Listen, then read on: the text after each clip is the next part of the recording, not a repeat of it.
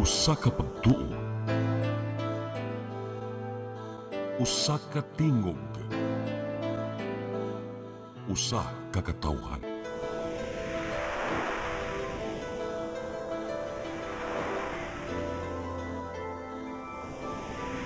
Cebu Catholic Television Network.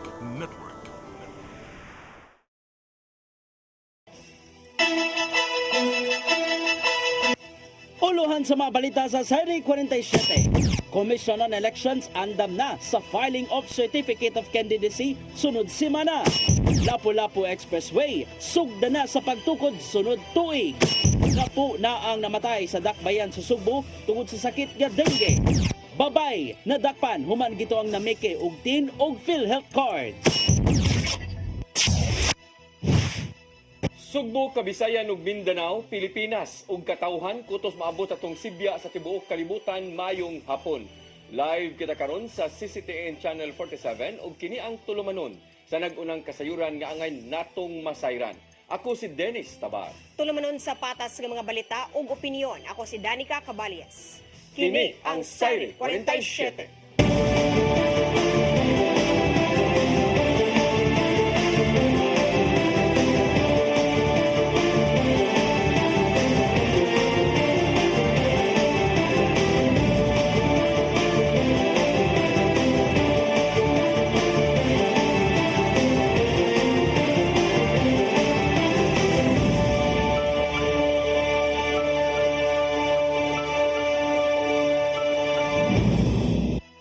Og karon sa kompletong detalye sa atong mga balita, Commission on Elections Cebu andam na nga modawat sa mga muduso sa Certificate of Candidacy sa sunod semana. Kahapsay sa palibot gisiguro sa ilang mga sakop. Ang kasayuran ihatod ni Gian Navarro. Andam na ang Commission on Elections Cebu sa mga mudawat sa Certificate of Candidacy karong Oktubre 1 hangtod 8. Gibutyag di Provincial Election Supervisor Attorney Marshall Sarno nga sa ilang buhatan mismo adunay guidelines nga ipatuman atol na sa COC filing. Gani limitado lang ang makasulod sa ilang buhatan karong gilauman ang pagdagsa na usab sa mga supporters gikan sa managlaing kandidato. Kini aron mahapsay ang palibot ug kalikayan ang bisan unsang kagubot. Bantayan usab sa masakop sa kapulisan ang palibot sa COMELEC offices aron matunhay ang kalinaw entero filing period. Gitaasan usab ni Sano ang mga local election officers sa kalungsuran nga siguradong sakto ang mga gipangdawat nila nga COC. Diferensya lang kining national election gamay ra. Ang barangay perti man daghana to ang dawat nga certificate of candidacy. Atong pahimangnon nila nga we should be careful. Mao gipainomdom siya sa mga kandidato nga kinahanglan filled out na ang ilang mga COC form ug duly notarized pa. Kung adunay political party ang kandidato, kinahanglan mohatag og Certificate of Nomination and Acceptance kun ugaling adunay may tabong substitution. Before sila moani sa COMELEC dapat gi-fill outan na ang tanan nilang forms nga properly i-check gid nila tanan before sila moanhi. Once ma-file after sa deadline sa filing, dili na nato mausap. Itatanginoon sa COMELEC nga kutob lang una sa COC filing period o campaign period ang monitoring sa mga kandidatong mupahimos ning panahon na sa ilang pagpangampanya. Gian Navarro, CCTN News. Mipay mangno ang Commission on Elections Lapu-Lapu City nga kinahanglan kompleto ang mga ihatag nga dokumento sa higayong muduso ug kandidatura. Mato the Election Officer Attorney Ann Janet Lamban nga isiguro usab ang Certificate of Nomination and Acceptance sa matag kandidato. Kinahanglan kompleto usab ang detalye nga ibutang sa ilang Certificate of Candidacy form una pa ihatag sa ilang buhatan. Kinahanglang duly notarized kini ug naay documentary stamp. Tungod kay kini maoy kasagarang mahimong problema sa pag-file sa COC. Able ang ilang buhatan gikan alas 8 sa buntag hangtod alas 5 sa hapon.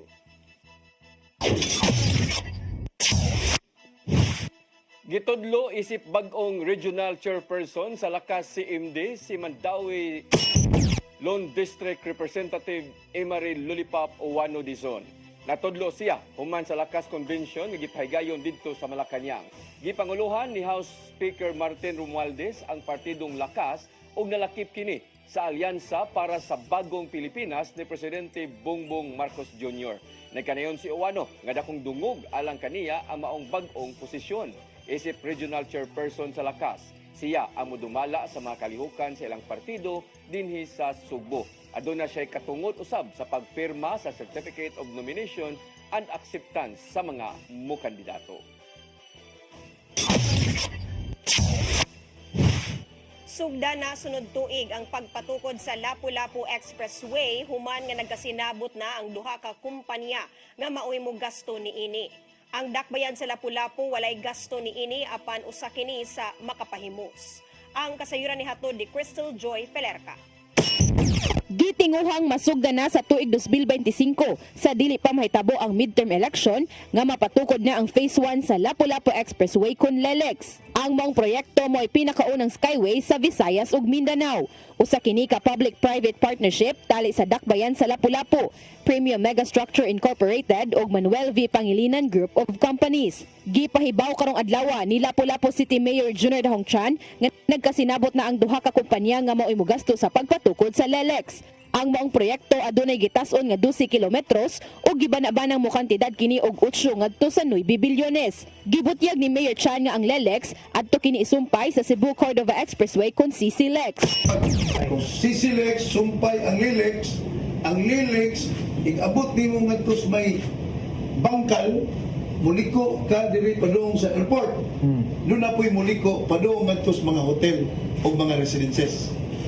Kung mapahimos na ang maong proyekto, gidugang sa mayor nga gikan sa airport paingon sa dakbayan sa Sugbo, mulanat na lang og 12 minutos.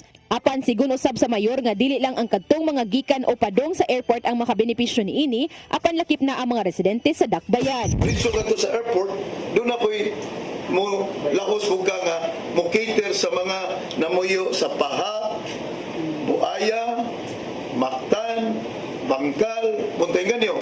Gibutyag usab sa presidente sa CCLEX nga si Alan Go Alfon kung maaprobahan na ang maong proyekto, ipahigayon na dayon ang pagpinirmahay sa ilang partnership. Then once ma-upload this on board, then mag-schedule din ka together with Mayor Hongtan na makukuha ka sa ceremonial signing as soon as possible. Diyan ka ito na wato sa City Hall sa Lapu-Lapu City. Ang mayor nagkanayon nga sa tukurong proyekto, walay gasto niini ang dakbayan, apan usa kini sa makapahimos. Income generating, mukita ang syudad, ay part siya sa sharing sa toll fees and other commercial nga ibutang sa maong skyway. It can help to solve the traffic problem of the city. Another thing, it can boost the economic benefits that can enjoyed by the Cebuanos. Crystal Joy Pelerca, CCTN News. Laing barko sa Philippine Coast Guard misubay na sa Escuda Shoal nga sakop usab sa West Philippine Sea. Kini aron kalikayan ang bisan unsang reclamation activity sa China sud sa giilugang kadagatan. Ang kasayuran hihatod ni Gian Navarro. Nagsugod na sa pagsubay o pagpaniid ang laing barko gikan sa Philippine Coast Guard sa Escuda Shoal kon Sabina Shoal isip hulip sa BRP Teresa Magbanwa. Wala una nagsaba ang National Security Council kung unsang matanga sa barko ang gigamit karon nga nimutang sa bahin sa West Philippine Sea. Matud di NSC spokesperson Jonathan Malaya nga gisiguro sa mong barko nga walay may tabong reclamation activities o ubang illegal nga panghitabo sulod sa Escuda Shoal. Maong gituyo ang pag-ilis og laing barko aron magpadayon ang pagsubay sa giilugang kadagatan sud sa teritoryo sa Pilipinas. May numdumang gi-pull out ang BRP Teresa Magbanwa gikan sa Escuda Shoal human nakasugat og managlaing problema sa mong barko. Sama na lang siyang questionableng seaworthiness kakuwang sa supply alang sa mga tripulante ug nayguusab ang barko sa dawtang lakat sa panahon. Tuyong gibantayan sa BRP Teresa Magbanwa ang Escuda Shoal sukad yatong Abril human nakadawat og report bahin sa reclamation activity sa China sa mong lugar. Nanawagan ng Beijing nga tangtangon ang mong barko tungod sa gingong kalapasan sa soberanya sa China nga nasunod mismo sa teritoryo sa Pilipinas. Maong nisangpot sa pagpang-atake sa China ngadto sa mga barko sa Pilipinas tungod sa nahimong pagpasiatab. Bunga kini sa wala pag-ila sa China sa nimong desisyon sa UNCLOS niadtong 2016 diin gipanag-iya sa Pilipinas ang South China Sea kon West Philippine Sea. Gian Navarro, CCTN News.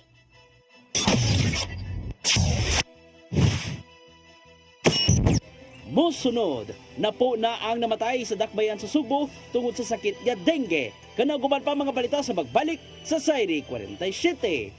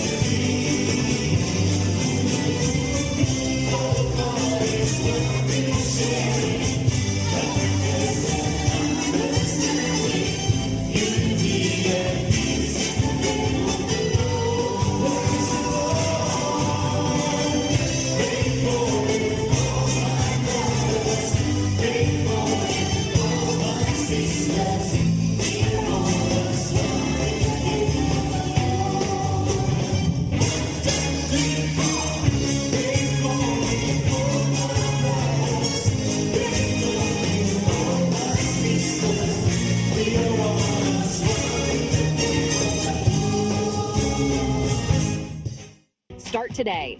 Unlock the secret to a healthier you. You're worth it. Health is wealth. Health Plus. City Flow. Health Lift Plus. Health is wealth.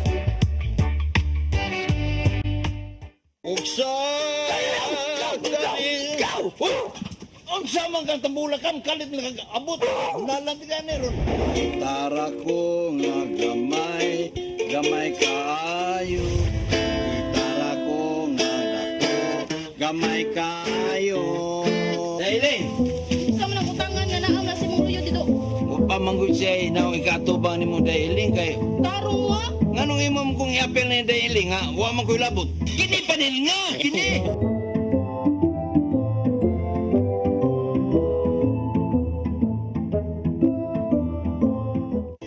Come October 4, 5, and 6, another gathering will be held in Cebu City, the first National Charis Conference, which is open to all charismatic communities, realities, and expressions.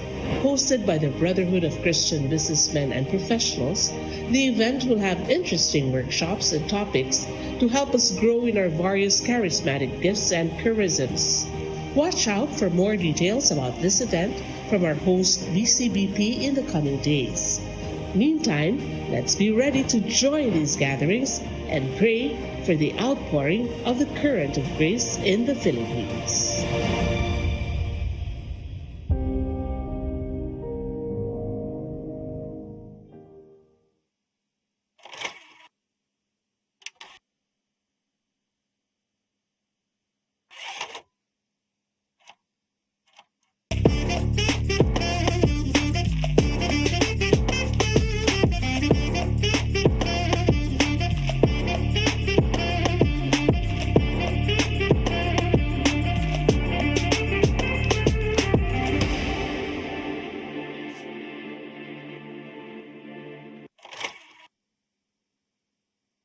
Wala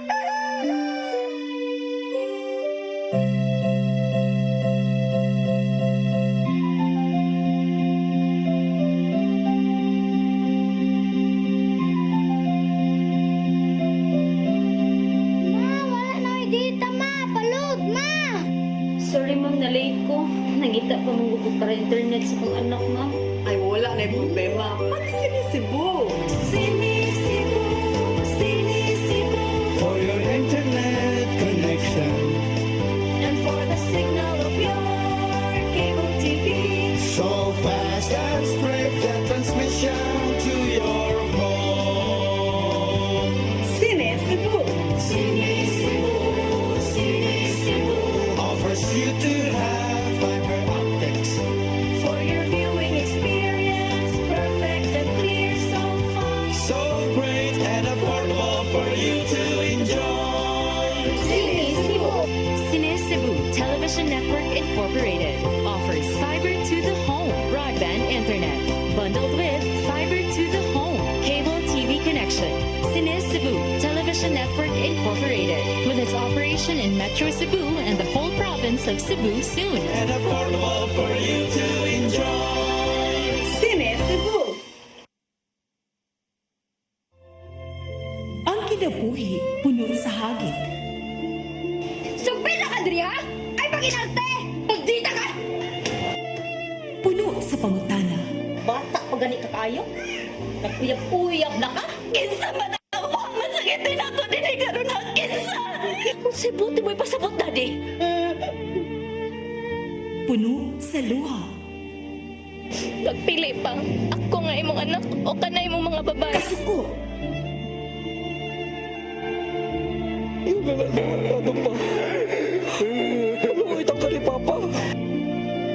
Apan bisan mangit-ngit pa ang imong kalibutan, aduna pa'y nagpahiping kahayag. Aduna ka pa'y kasumbungan. Mga laman, hanap na. Dear Tatay, Tunog na unlot na. Nganong handungan man. Wailaing pagi aron masabtan nato ang Biblia. Kinanglan nga doon natay relasyon kang Hesus. Hangtod sa layan natong panaguban, kagang salamat siya. Tunog na unlot na.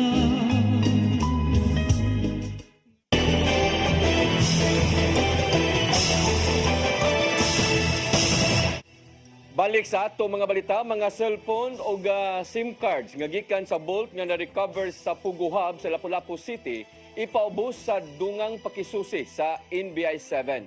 Kini aron masuta ang nahimong dagan sa illegal nga negosyo. Ang kasayuran ihatod ni Gian Navarro. Dako ang pagtuo sa National Bureau of Investigation 7 nga ana sa gatusan ka mga cellphones ang dagan sa operasyon bahin sa Pogo Hub sulod sa Tourist Garden Hotel dakbayan sa Lapu-Lapu. Ipaubos sa subsub nga eksaminasyon ang 214 ka mga cellphones nga na-recover gikan sa vault nga bag-uhay nilang giablihan. Sumapa ni Attorney Wenceslao Galindez Jr. sa NBA 7 nga na-record sa maong mga gadget ang mga mainungdanong kasayuran bahin sa dagan sa maong illegal nga negosyo. Gikan kini sa illegal gambling hangtod na sa pagpangilat ngadto sa mga mabiktima pinagi sa scams. We will request help also from the Money Remittance Center because they have database also. Let's say this particular SIM pack, there's a particular number there. So we could check if that particular number is linked to a particular money remittance, then we will secure the necessary warrant for that. Ipaabot lang nila ang mando gikan sa korte aron sukit-sukito na ang mga cellphones nga na-recover gikan sa Pogo Hub. Apil sa mga nakuha gikan sa tulo ka vaults ang tulo ka mga Indonesian passports. Mato di NBA 7 Director Attorney Renan Augustus Oliva nga nakig-align sila sa Bureau of Immigration o Indonesian Embassy aron sutaon ang status sa mga anaa sa passport. I do not know. Anything is possible.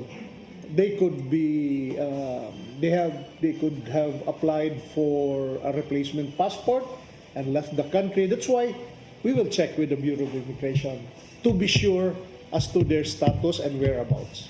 Nagpaigay sa bubuwag nga investigasyon ang Bureau of Internal Revenue aron masuta kung nagbayad ba usab sa buhis among Pogo Hub. It's more the withholding of its employees or sa officers. So mo na mo i-look out. Maybe na mga list dito nga gitago o kinsa ni sila. Maybe there will be list like with corresponding amounts. Of course, magamit na mo. Kung napapatudan man ang money laundering gikan sa Pogo Hub, apil ka na sa atubangong kaso sa 17 ka mga langyaw nga nalambigit sa Pogo operations. Gian Navarro, CCTN News. Gilusad na sa dakbayan sa Lapu-Lapu ang bagong ID sa mga senior citizens diin usa na kini ka plastic nga matang sa ID card. Unang nataga niini ang 30 ka mga residente sa mga 30 ka mga presidente sa mga asosasyon matag barangay. Ang kasayuran ni hatod ni Crystal Joy Pelerca. Nakadawat na sa ilang bagong mga ID ang 30 ka mga senior citizens sa dakbayan sa Lapu-Lapu ni adtong adlawng Martes. Kini atol sa paglusad sa ilang bagong ID nga PVC type nga susama sa usa ka ATM ug giusa na ang ilang national ug local nga senior citizen ID. Matod ni Junard Abalos, ang Pangulo sa City Social Welfare and Development Office, nga nangayo sila og pagtugot sa National Senior Citizens Council nga iusa na lang ang mga ID sa senior citizens aron masayon na lang para kanila. So we sought clearance from the NCSC as regards to the new ID. We showed them the layout, no? Feature sa ID. So they gave us a go signal. Aduna usab kini QR code nga kung iskan, makita na ang detalye sa nanag-iya sa maong ID. Gidugang usab ni Abalos nga usa kini ka pamaagi aron sa pagsiguro nga ang dakbayan maoy nag-issue niini. Imo tong i-click ang iyang QR code, makita nimo ang profile sa member. Yes, so for easy access, easy reference na to sa member. So ma-check mo na ito, genuine ang iyang card, dili siya manufactured elsewhere. Ipasabot sa focal person sa Office of the Senior Citizens Affairs nga si Maria Jona Nunez nga sa likod sa mong ID gibutang na ang mga pribilehiyo nga makuha sa mga senior citizens. Usa-usab kini nga pangitaon aron nga makakuha sila og mga kaayuhan gikan sa dakbayan. So kung wala kay ID nga samaan ni murag di ka kadawat tungod kay mao man ni ang basihanan nga ikaw apil ka, registered ka nga senior citizen diri sa Lapu-Lapu City. Una pang nahatagan sa OSCA ang 30 ka mga presidente sa matag asosasyon sa mga barangay apan gitinguha nilang karong tuiga ang kinatibuk-ang populasyon sa mga senior citizens nga moabot sa kapin 34,000 ang makaangko na sa ilang bagong ID. Crystal Joy Pelerca, CCTN News. Nanawagan si Vice Presidente Sara Duterte sa magbabalaod nga likayan ang mga questionabling resource persons sa mga hearing sa Kongreso. Kini ang reaksyon niya human na masangil si kanhi Undersecretary Gloria Mercado sa Department of Education nga giingong gisuhulan siya ni Duterte. Gibutyag ni Mercado sa hearing nga usa siya sa gipangatagan og sobre matag buwan nga adunay sud nga tag 50,000 pesos. Gidonate hay noon sa giingong suhol ngadto sa charitable institutions. Duda niya nga giimpluwensahan siya sa Vice Presidente sa diyang anaa pa sa DepEd aron aprobahan ang mga palitonon nga gipaubos sa procurement. Gihulagway ni Duterte nga usa ka matang sa political machinery nga gibuhat sa mga kongresista batok kaniya.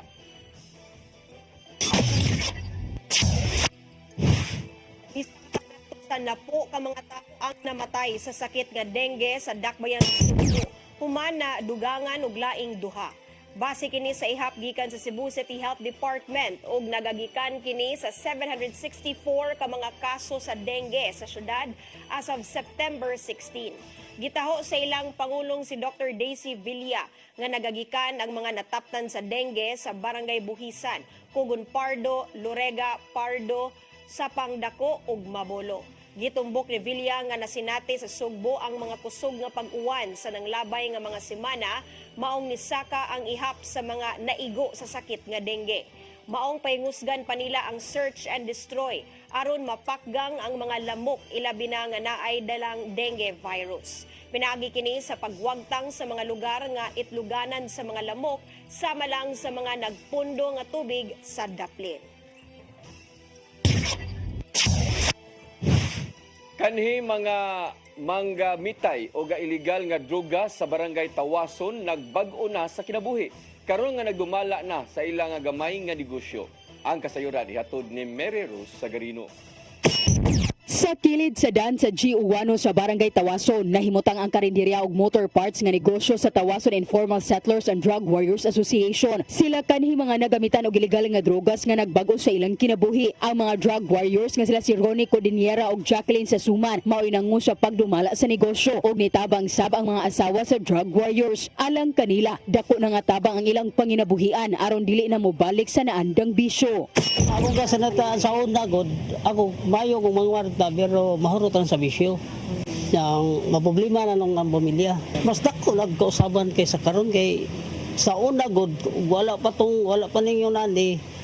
Ang katugong mga warriors murag sige lang yapon hantud karon. Ug wala pa ni nani nga gikuan sa gobyerno ba nga may nani. Karon kalau is Ginoo diri sa barangay Ginoo namo wala na. Kay kuan naman na kuanan nilang tao ba, nagiyahan nagtarong. Ang Tawason usa sa 19 ka drug-cleared barangay sa Dakbayan sa Mandawi. Ang kagamhanan sa Dakbayan naghatag og 500,000 pesos nga hinabang pinansyal sa matag drug-cleared barangay nga gamiton sa pagtabang sa mga drug warriors alang sa ilang panginabuhian. Pinaagi sa Public Employment Service Office kon Peso Mandawi, nakadawat usab ang asosasyon og tunga sa milyon nga assistance gikan sa Department of Labor and Employment dugang sa ilang kapital. Grupo lang sila kay kung aron di mawagtang ang kanang ilang puhunan. Oto nagpa-condemn ka ng sa Department of Labor. Ikaw na ka ng capacity building, usahan paghimog project proposal, usahan pagka na financial literacy, ano siya og simple bookkeeping. Kitudluan sila na financial ka sa badag linggo, hadto pagkakaton nila at pagtanaw na to, pag-check ko nakapasar bagin mo og naminaw ba mo ato nang isubmit sa Department of Labor. But prior sa isubmit amo sang i-check. Isubmit dunay mga correction tutay amo sang i-correct submit until nga gitagaan sila 526,000 kapin. Sa pare additional sa 500,000 galing submit mas 1 million lang punan. Gi-monitor ang asosasyon og ilang negosyo aron mas masustener ang panginabuhian sa mga drug warriors og makadugang sa ilang negosyo. Ang barangay nagplano nga mopagawas og dugang pondo. So ang kanang livelihood na mga motor parts hinay jud kayo may papalitan mig oil. So mo na nagkasabot ang council nga mo additional mig capital nga katong mga kinanglanon gid sa mga tao ba like magkuan mig bugas o mga feeds, pero ang katong capital additional kuhaon po na mo itong amo ang kuan ilahara pong kwarta itong premium nila ba sa pagka-drug cleared na mo ta mo kuan as additional. Gisiguro sa Mandawi nga human sa community-based rehabilitation adunay aftercare program nga mapahigayon lakip na ang paghatag og gamay nga panginabuhian.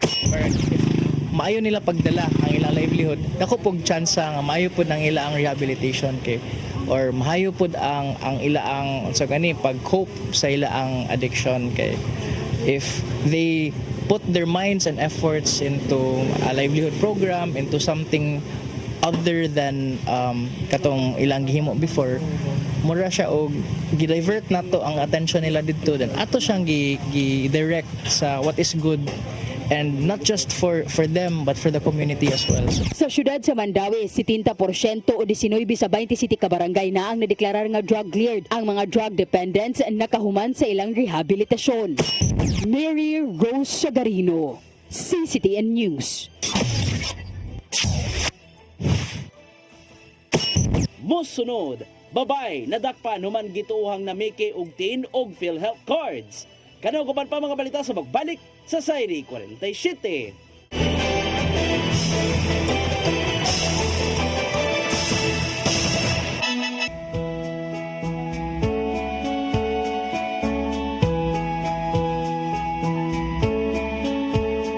You're giving your all in His glory, touching each heart and soul by spreading His words and wonderful deeds that send forth His kingdom. It's love that you feel, that you care for all who have gone astray. You show them the way that leads to His full of life. It's love.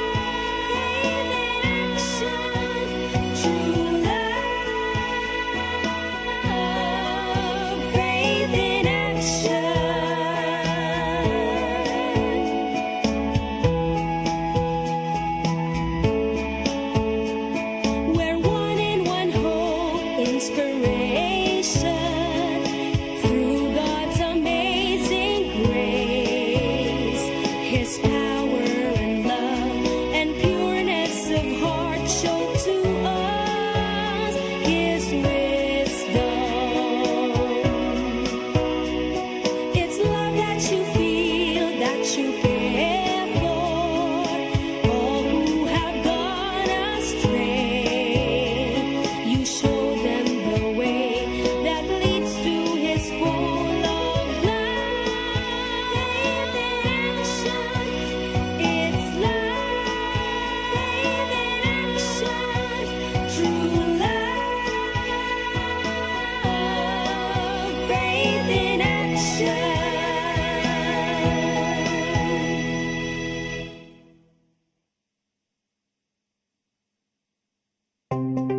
Discover the beauty of the Philippines.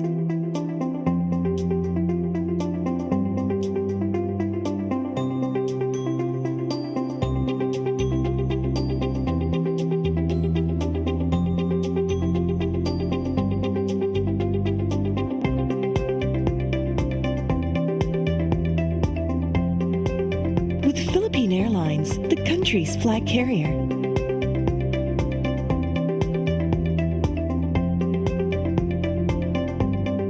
The airline that lets you feel the warmth of the nation.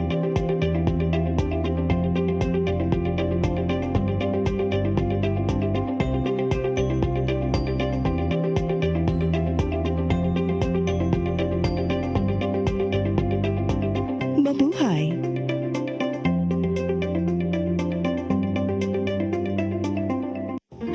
I am the God that healeth thee.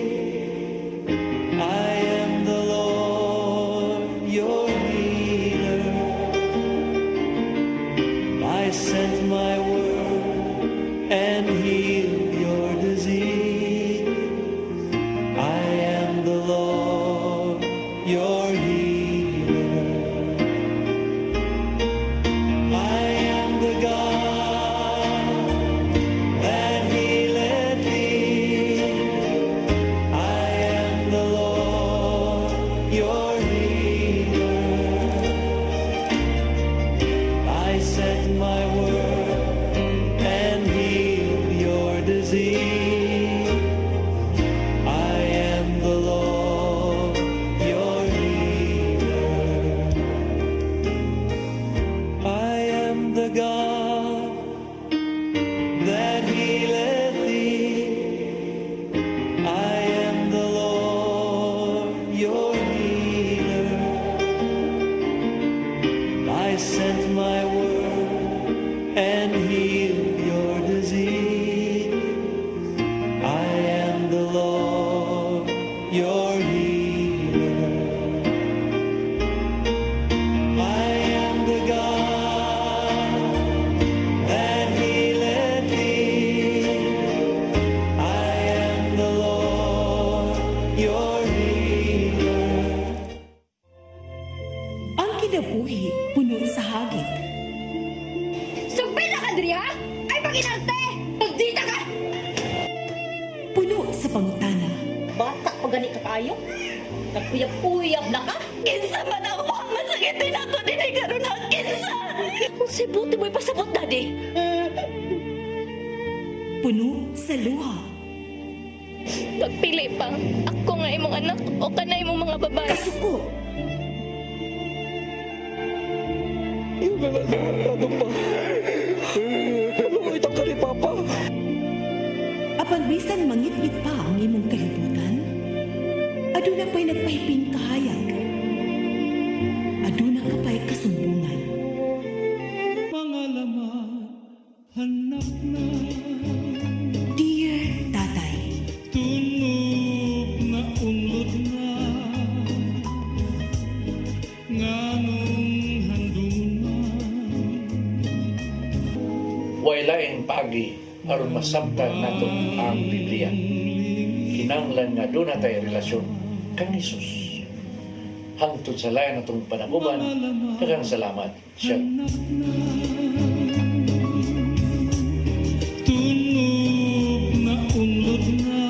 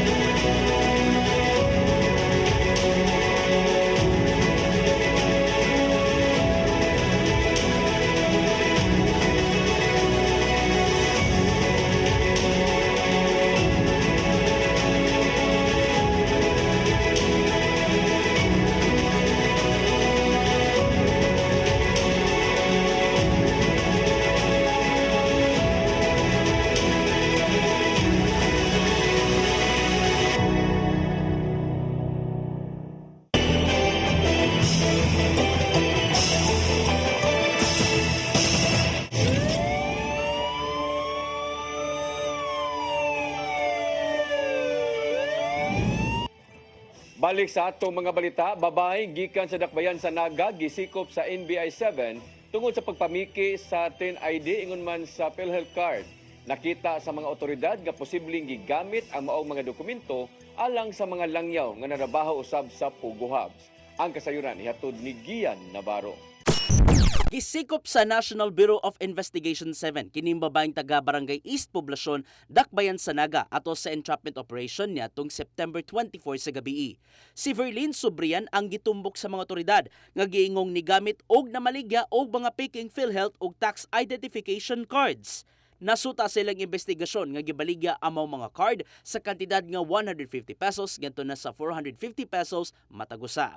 Mato di NBI 7 Director Attorney Renan Augustus Oliva nga pinasubay kini sa halapad nga operasyon sa Department of Justice batok sa mga peking government-issued documents. Suma pa niya nga posibleng gigamit ang maong mga ID ngadto sa mga langyaw nga buot mag-operate o manarbaho sa mga Pugo Hubs. You are making it appear that you are a Filipino citizen when you are not. You are a foreigner. And if you commit crimes using this identity,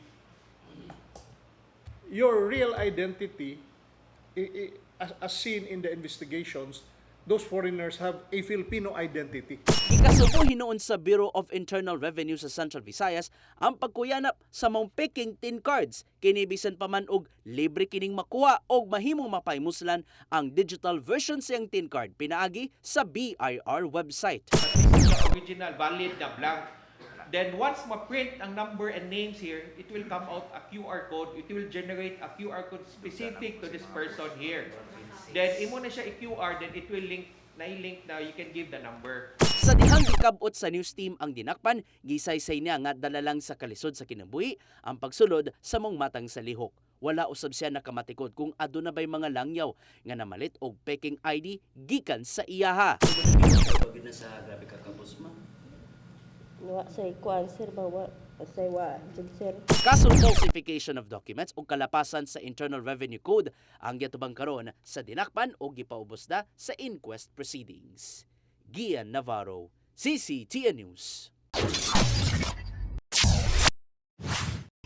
Nadakpan pagbalik ang usa ka babay human nakuhaan og 160 ka gramos sa barangay Anislag, Corelia, Lalawigan sa Bohol.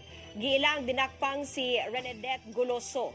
Giingong adunay kapuyo nga usa ka drug personality. Sumapa sa Corelia Municipal Police Station nga napriso si Goloso tungod sa ginadiling drogas. Apan nakadawat sila og report nga nibalik ang babay sa naandang iligal nga negosyo. Maong nadakpan nila kini.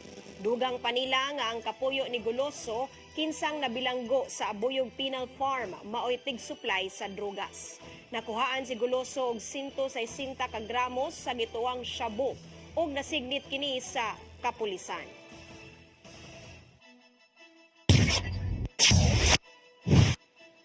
Mukabat sa 9 milyones ka pesos ang gibiling danyo sa sunog nga miigo sa usa ka furniture company sa barangay Paknaan, siyudad sa Mandawi. Daling gitubag sa kabumiruhan ang alarma human nila na dawat pasado alas 2 kaganinang kadlawon. Gisaka kini ngadto sa third alarm ug milanat ang pagkapaong sa kayo ngadto sa kapin 3 ka oras. Hingpit nga napaong ang dakong kayo alas 2:20 na kun alas 5:20 na sa buntag. Wa ra gikatahong na angol atol sa maong insidente o padayong gisuta kung unsay hinungdan sa maong sunog.